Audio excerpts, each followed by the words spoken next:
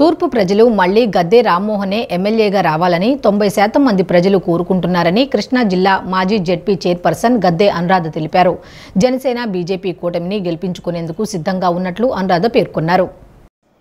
నగరంలోని గుణదల 3వ డివిజన్లో తూర్పు నియోజకవర్గ టీడీపీ కూటమి ఎమ్మెల్యే అభ్యర్థి గద్దె రామ్మోహన్కు మద్దతుగా కృష్ణా జిల్లా మాజీ జెడ్పీ చైర్పర్సన్ గద్దె అనురాధ, బొప్పన భావకుమార్, జనసేన నేత గుత్తికొండ శివరామకృష్ణతో పాటు టీడీపీ, జనసేన, బీజేపీ పార్టీ శ్రేణులు కలిసి ఎన్నికల ప్రచారాన్ని నిర్వహించారు.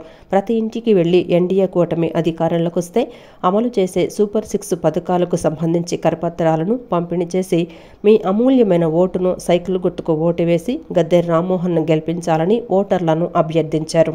అనంతరం గద్దె అనురాధ మాట్లాడుతూ ప్రతి ఇంటికి వెళ్తుంటే ప్రజల నుంచి విశేష స్పందన వస్తోందని, ప్రభుత్వంపై తీవ్ర వ్యతిరేకతను వ్యక్తం చేస్తున్నారని ఆమె తెలిపారు. తూర్పు ప్రజలు గద్దె రామ్మోహనే మళ్లీ ఎమ్మెల్యేగా గెలవాలని 90% మంది ప్రజలు కోరుకుంటున్నారని ఆశాభావం వ్యక్తం చేశారు.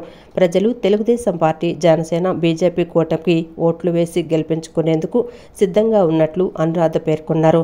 గద్దె రామ్మోహన్ నామినేషన్లో స్వచ్ఛందంగా ఇళ్ల నుంచి పెద్ద ఎత్తున బయటకు వచ్చి ప్రజలు మద్దతు తెలపడాన్ని చూస్తుంటే ఆయన విజయం ఖాయమైపోయిందని చెప్పారు.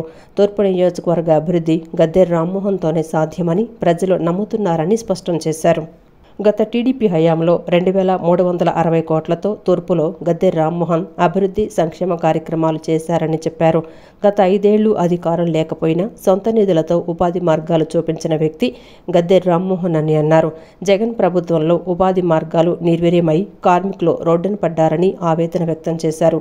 ఎన్డీఏ కూటమి అధికారంలోకి వస్తే అన్ని రంగాలు అభివృద్ధి పథంలో నడుస్తాయని, కావున తూర్పు నియోజకవర్గ ప్రజలంతా సైకిల్ గుర్తుకు ఓటు వేసి ఎన్డీఏ కూటమిని గెలిపించాలని ఆమె కోరారు. కల్తీ మద్యాన్ని తయారు చేయటం, గంజాయిని విపరీతంగా సరఫరా చేయటం, వీటన్నిటికీ మించి ఉన్న అమరావతి రాజధానిని 3 ముక్కలు చేశారు. మరి పోలవరం ప్రాజెక్టుని పాడబెట్టేశారు.